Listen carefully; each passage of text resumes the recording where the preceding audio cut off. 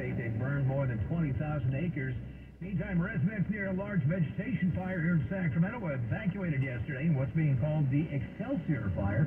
Sacramento Metropolitan Fire District ordered evacuations from Excelsior Road to Sunrise Boulevard along Jackson Road due to the fire, which has burned 800 acres across the state. According to CAL FIRE, the evacuation order was lifted around 4 p.m. Jackson Road remains closed in the area. And a historic hotel in Marysville also been destroyed after an early morning fire. Police say the fire impacted all floors of the 5-story building. The hotel was built in 26, had 144 rooms, and is listed on the National Register of Historic Places. Now traffic and weather together. There we go. Here's KFBK's Roy Lamella. Don't forget a SIG alert on southbound 99. The Dillard Road off-ramp and on-ramp is closed due to a big rig that overturned on the ramp. Right now, traffic is backed up on southbound 99 to Grant Line Road and also affecting traffic going northbound, starting at Twin Cities Road and continues to Dillard Road. Traffic on the 10s every 10 minutes, mornings and afternoons. Roy Lamella, KFBK News Radio, 93.1 FM, 1530 AM. And it's going to be warm and breezy today with a high this afternoon of 86. Our overnight low down to about 60, to our side 91. And right now, sunshine and CBS and then right. CBS and then Mom Mice, okay? Thank you.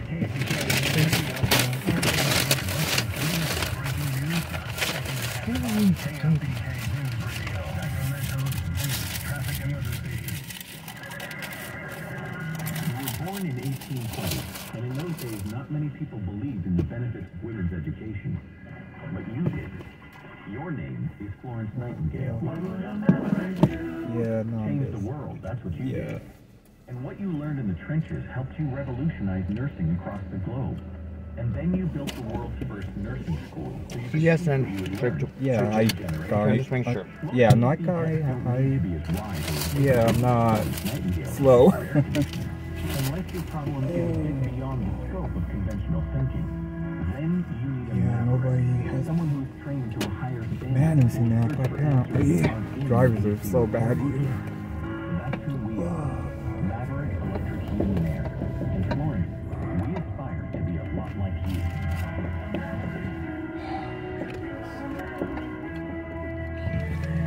Call the Maverick. Yeah, I know this one there. My eyes are very important to me. My eyes connect me with everything I love. I loved my late father-in-law dearly. He always lit up a room, but his vision dimmed with age. He had age-related macular degeneration, or AMD. And since partnering with Appellant, I've developed an advanced form of dry AMD called geographic atrophy, or GA. This sudden vision loss made me want to help others know about GA's warning signs. For some, colors appear dull or washed out. For others, hazy or blurred vision make it hard to see details, like signs or even price tags. Many have trouble seeing in the dark. It's over there. I know, I've gone to that one before. Yeah, when I worked with a terrible person before, yeah, they had CBS, okay. yeah, I know that one. I've been to it.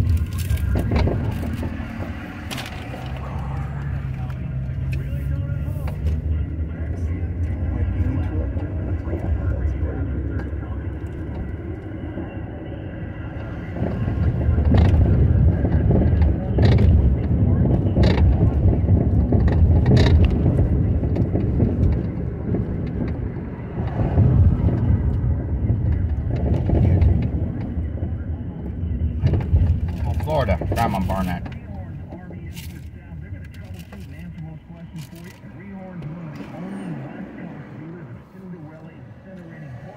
Don't forget to pick me up at like 10 o'clock tomorrow.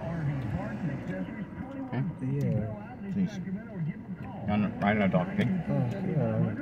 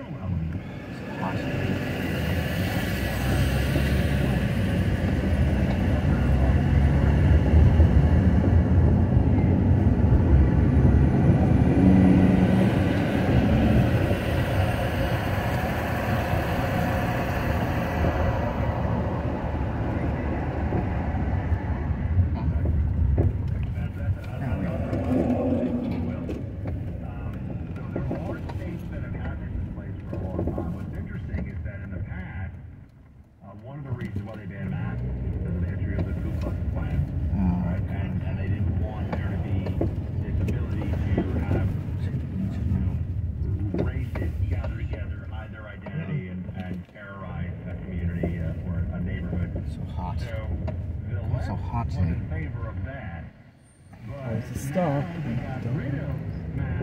Yeah, no, it's not really that bad. Enforcing them because of COVID. New York previously, this is the AP, banned public mask wearing by groups of 3 people or more under a law dating back to the 19th century.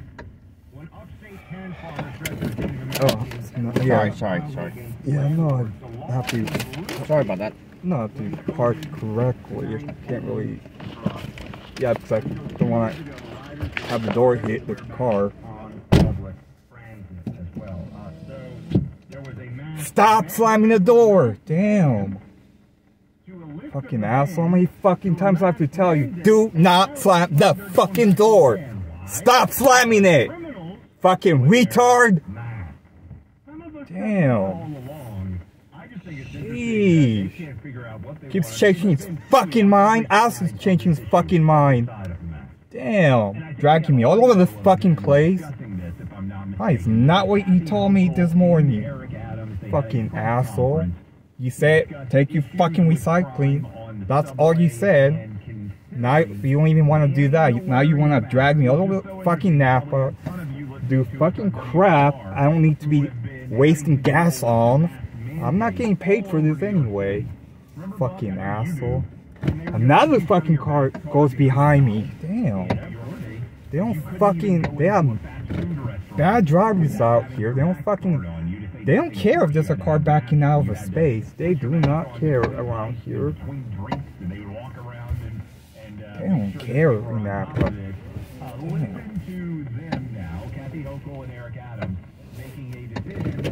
Man, this fucking retard needs to stop slamming the fucking door. Tell him that every fucking day I've worked with him. Like 5 times at least. He refuses to listen because he's fucking rude. He doesn't let you talk. He's fucking rude as always. Fucking rude. Hell, fucking attitude. I'm over here wasting my time commuting 40+ minutes just to get to a fucking place like this. Oh, fucking asshole. What they said was for public safety. They were wrong about the safety implications. But basically, if you can mandate them, you can mandate not them, or that you can't wear them. The opposite of a mandate. I do think that it's very important, not only on the subway, but I think protesters should not be able to wear masks, and you should be arrested immediately if you try to protest wearing a mask, because that, to me, is indicative of an intent to, 1, not actually stand up for whatever you believe in, but 2, to potentially engage in criminal acts and avoid all responsibility for it. And so, your point is, yes, KKK, they wore hoods for a reason, because they didn't want to be identified, and they wanted to be able to terrorize people with their political beliefs. Well, isn't that the reason why many protesters are wearing masks and those, what are those, kefas, or however you pronounce it, the scarf that they wrap around their face, keffiyehs? The reason they're doing the same thing now, to avoid being held responsible for what they are doing while they're protesting. Eric Adams is right on this. And a little bit of praise to Eric Adams. Did you see his speech? I shared it, I think it was last week, Wednesday or Thursday, in the wake of the response to the Nova protest, in basically saying, hey, these people all went to an innocent rave of all things. I believe it was the Nova rave where 260 some odd innocent people were murdered and where many people were kidnapped. And many people in New York City showed up to protest in favor of what happened at that event. And Eric Adams came out and forcefully said this is unacceptable. And I give him credit for that as the mayor of New York City. He's been far better on these issues than Joe Biden has. I don't think he's been a great mayor. I think, Buck, you'd have to say he's been better than the disaster that de Blasio was. Now, he's not Rudy, he's not Bloomberg, but he's not as bad as Bill de Blasio was, who may be the worst mayor in any of our lives in terms of his impact. And he's at least sometimes getting to the right result, even with the craziness of New York City. I think Eric Adams I don't think he has the managerial skill set to do what is necessary in New York City and turn it around. I think that he sometimes lacks the political will as well. However, he's not malicious. He's not intentionally upending aspects of life in New York City because he thinks that people need to suffer more because that's what justice demands. De Blasio was effectively malicious in his approach to the city. It was, if there's more crazy homeless people throwing things at you on the streets, that's the society we need to live in because that's fair. De Blasio was intentional destruction. Adams, I think, sometimes can be in over his head, but I don't think that he is hoping that things get worse for New Yorkers because shared misery is what socialism's all about at the end of the day. De Blasio was ideologically predisposed toward New York's destruction, and unfortunately got very far. Because when he took over New York, it was in the best shape it has been in our lifetime, in pretty much every respect. But the mask issue on the subways is just also, I think, a little bit of a desperation because remember when they deployed the National Guard and then they got rid of it? They lasted for a week or two because that wasn't going to do anything. Fundamentally, the problem is they have to lock up more criminals. They have to lock up people who hurt people for longer periods of time. There have to be punishments for people who assault, New York City subway riders, and they have to be taken out of circulation. They have to be taken out of being able to walk around and continue to do this. If you have a city where people can get arrested 50 or 100 times without real punishment, you're going to have a city where people are in fear on the subway. And everything around that, even the mask issue, well, I agree with it. It's nibbling around the edges. But Democrats are terrified of disparate impact through the enforcement of criminal justice laws. Who's going to end up in Rikers Island in larger numbers if they enforce the criminal justice laws as they are written? Not going to be Trump voters, I can tell you that. Well, when we come back, see the story that's starting to trend a little bit, that the Biden people... Nice, Warriors shorts, Joe Biden nice. has to stand up for 90 minutes for the debate. And then next week. Asshole, where the fuck are And you? that they are potentially trying to get it Golden State changed so that Warriors. both candidates fit. Nice. I Hard talked to to the find, people inside although. of the Trump team, and this was one of the things that they cared about the most. They didn't want necessarily, they would preferred audience, all those things. One of the things they cared about the most was they want Biden standing because they legitimately aren't sure that he can manage to stand for 90 minutes, walk out onto the stage, do all those things. Can you believe we're at a point where one of the candidates would be contemplating the physical advantage they get from merely requiring someone to stand for 90 minutes? Has that ever been a calculus that's ever occurred that you can remember of an actual debate? I'm telling you, if Joe Biden, gets dizzy and falls down on stage, Kamala Harris is the Democrat nominee. That's how I see it. I think that is. I don't think they can come back from it.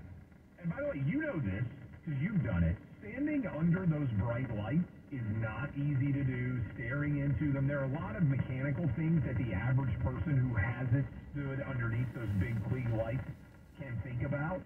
And I'm telling you, I'm not convinced that Biden is going to avoid a frozen moment in 90 minutes if he has to stand up. How many times has he stood up for 90 minutes and answered questions in the past 4 years? Has he done it? Maybe once at a long debate, at a long press conference. He hasn't done it in years.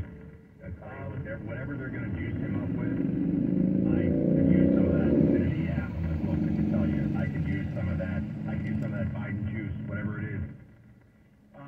What organizations and causes are your current credit card company supporting? Do they align with your values? New and better credit card that supports our shared values out there. It's called Coin. That's COIGN. I want you guys to check this out. This is pretty cool. Coin.com. Coin is a Visa-backed credit card, America's first credit card built by and for conservatives.